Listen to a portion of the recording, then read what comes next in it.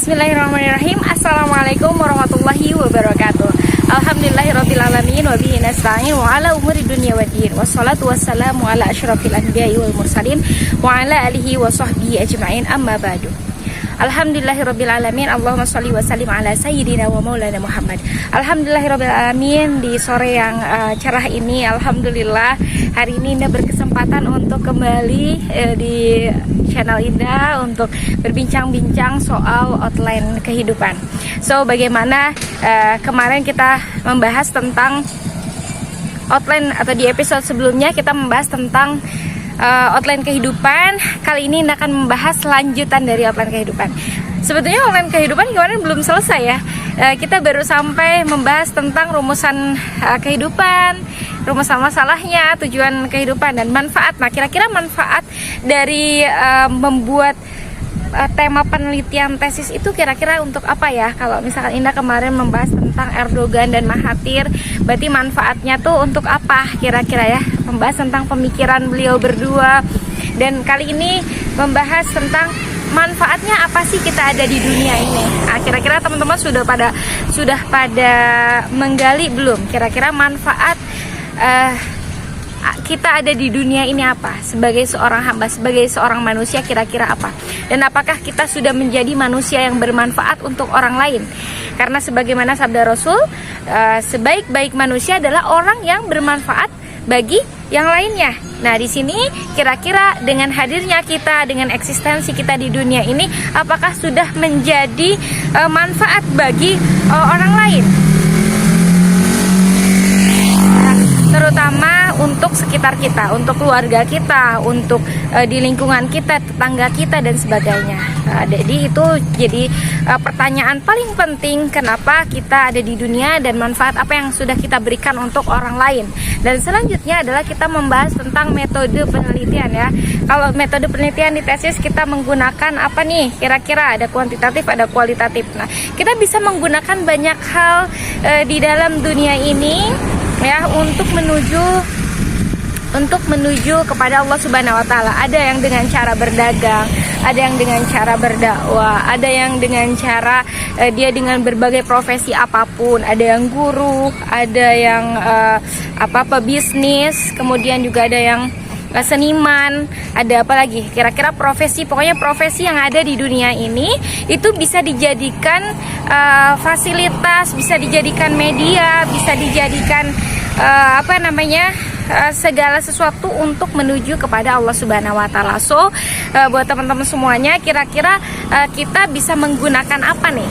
Ya, gitu. Menggunakan metode yang seperti apa? Apakah dengan cara berdagang, kita bisa terus sambil ibadah? Apakah kita bisa sambil mengajar, kita bisa juga beribadah? Pokoknya profesi apapun, karir apapun, meskipun itu jadi rumah tangga, kepala rumah tangga, dan sebagainya, setiap detik kehidupan kita bisa kita gunakan untuk beribadah kepada Allah Subhanahu wa taala. Dan selanjutnya ada pembahasan tentang bagaimana nih analisis data, pengumpulan data, sumber datanya dari mana. Nah, kira-kira untuk di kehidupan kita, sumber atau pedoman hidup kita itu apa sih kira-kira? Atau sumber data, sumber yang bisa dijadikan referensi untuk tema penelitian kita tuh apa? Kalau misalkan kita ingin menjadi seorang pedagang, maka kita lihat kira-kira sumber data untuk menjadi pedagang itu seperti apa ya ilmunya.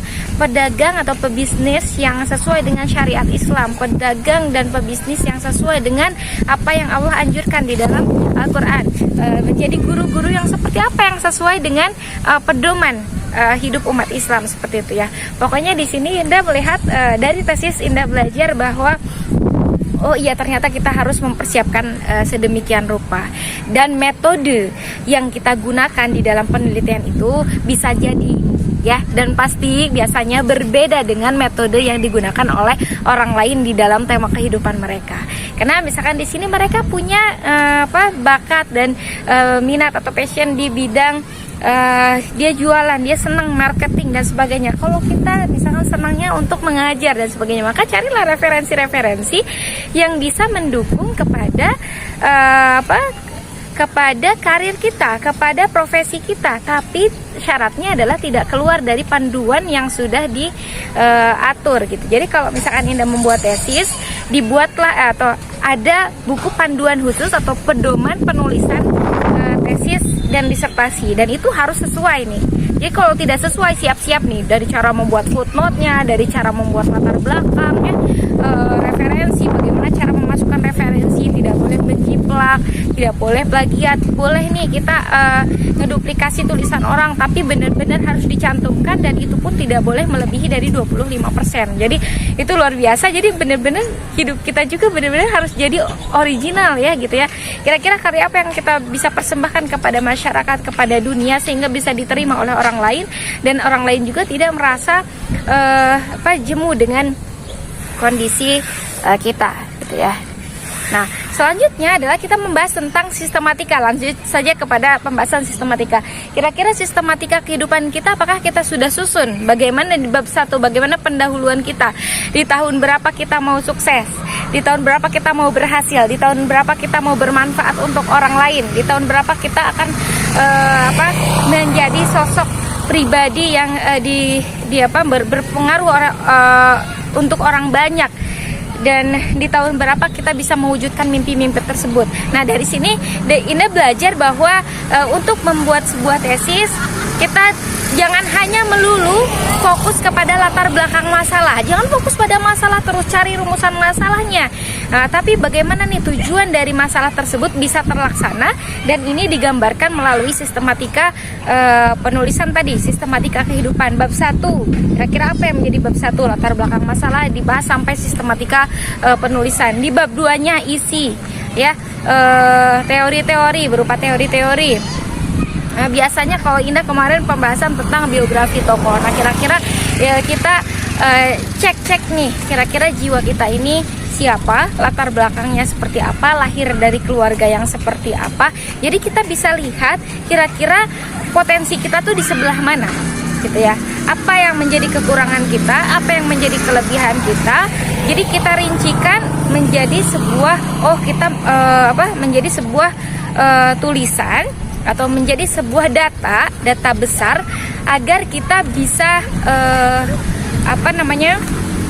mengenal profesi apa atau karir apa yang akan cocok dengan kehidupan kita. Jadi kalau tadi kita sudah mengumpulkan nih data tentang diri kita, siapa kita, dari mana asalnya, potensi apa yang kita miliki, kemudian kesempatan apa yang kita dapatkan, di mana challenge-nya, di mana kekuatan, termasuk kita bisa melihat dari manajemen SWOT-nya gitu ya. Pokoknya kita mengenal bagaimana nih data diri kita tahu.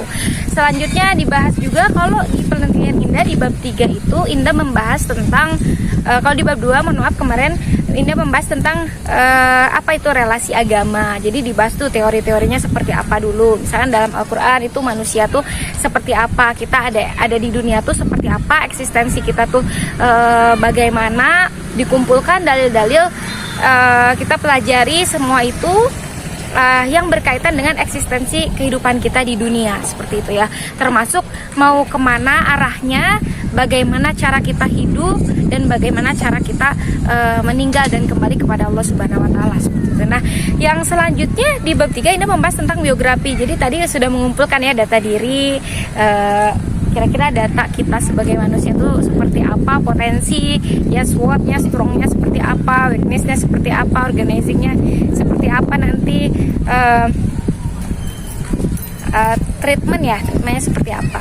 Nah, selanjutnya kita juga membahas tentang langsung nih ke bab 4. Indah biasanya membahas tentang analisisnya. Bagaimana nih hasilnya, analisisnya, analisis tentang tema yang Indah buat di dalam tesis tersebut. Nah, kalau Indah membahas tadi di bab 2 itu membahas tentang relasi agama dan negara, teori-teorinya. Yang ketiga adalah biografi dari Erdogan dan Mahathirnya.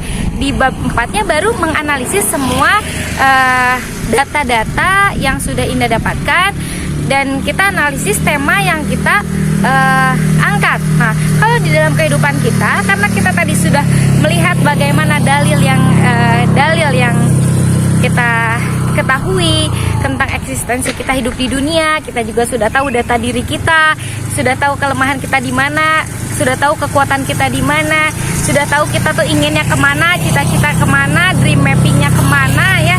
Nah, maka langsunglah mulai eksekusi. Nah, Indah juga dari sini insya Allah mudah-mudahan kita ajukan proposal kehidupan, kita buat sedemikian rupa. Mulai hari ini, mulai detik ini, jadilah pribadi yang melaksanakan apa yang sudah kita rencanakan. Tapi jangan lupa, kita punya panduan kehidupan. Jadi di dalam tesis kita punya pedoman penelitian, pedoman penulisan, maka di dalam kehidupan kita punya panduan kehidupan. Apa itu Al-Quran dan As-Sunnah.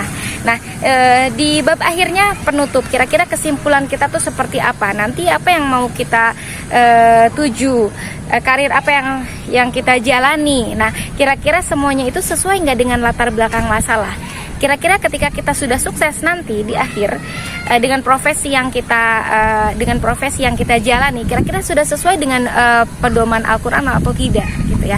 Kira-kira sudah sesuai dengan teori-teori yang kita tadi dapatkan di bab 2 dan di bab 3. Kira-kira sudah sesuai belum data diri kita, eksistensi kehidupan kita, jalan kehidupan kita sudah sesuai belum dengan Al-Quran. Nah, baru nanti di kesimpulan kita temukan, oh ternyata Indah itu cocoknya menjadi seorang akademisi, tapi cocok juga nih misalkan di bagian bisnis dan berdagang, maka lakukanlah. Jadi kesimpulan tersebut kira-kira dengan hadirnya profesi dan karir yang Indah dapatkan hari ini, jadi nggak tuh atau bermanfaat nggak tuh tadi penelitiannya, atau bermanfaat nggak kehidupan Indah untuk orang lain, untuk banyak orang. Nah, setelah tesis itu siap ya, setelah tesis itu siap dan jadi setelah outline itu tadi kan sudah dilaksanakan ya, outline-nya sudah dibentuk, penelitiannya sudah ditulis, siap-siap untuk disidangkan. Dan kira-kira sidang itu seperti apa, insya Allah nanti akan dibahas di episode berikutnya. Itu saja teman-teman, jangan lupa untuk like, share, dan subscribe. Wassalamualaikum warahmatullahi wabarakatuh.